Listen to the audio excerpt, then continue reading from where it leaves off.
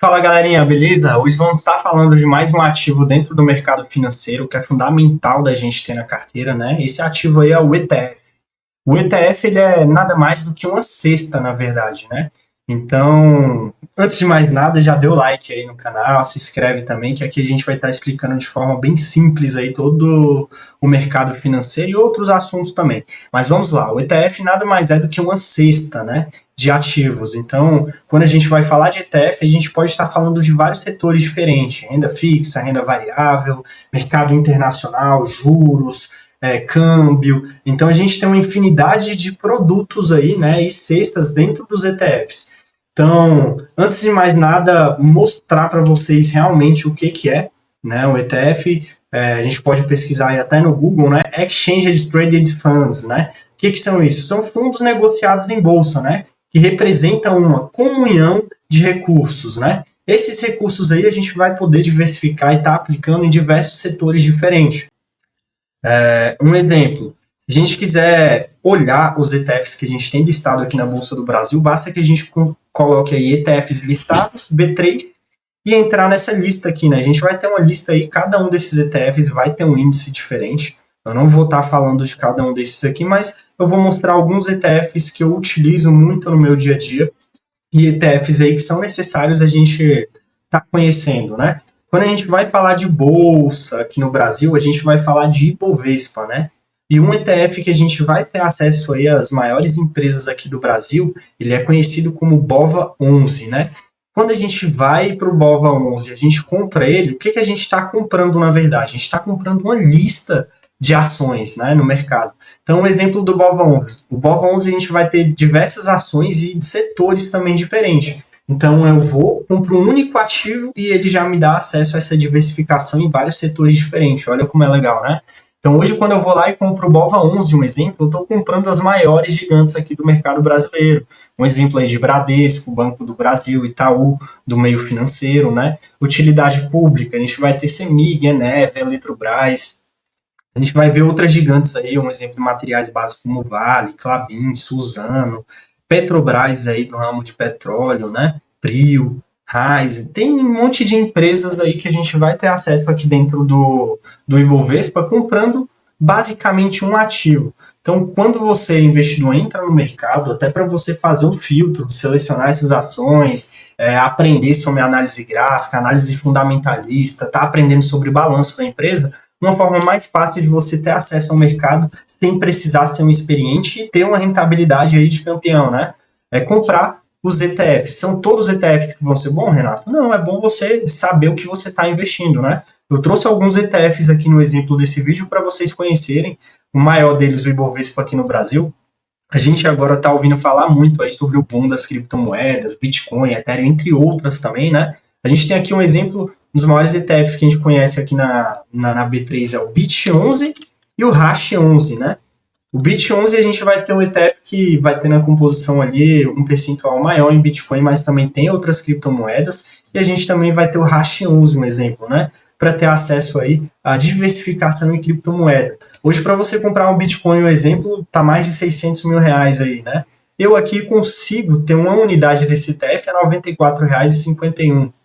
Então, estou comprando mais de uma cripto, tendo acesso a essa variação média ali, né, desses ativos todos, com valor muito menor. O que é legal, o baixo custo que a gente tem para comprar, né? Hoje você vai nas corretoras também, tem corretora aí com taxa de corretagem zerada.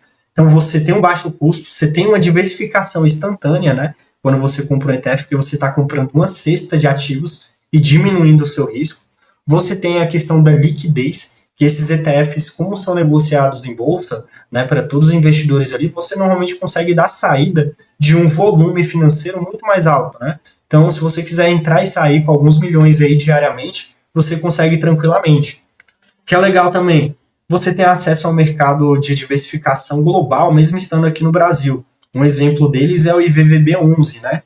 Onde a gente consegue ter acesso às principais empresas aí do mercado americano, comprando basicamente um único ativo, né? A gente vai lá na bolsa ou no nosso banco dentro da bolsa e vamos procurar por IVVB11.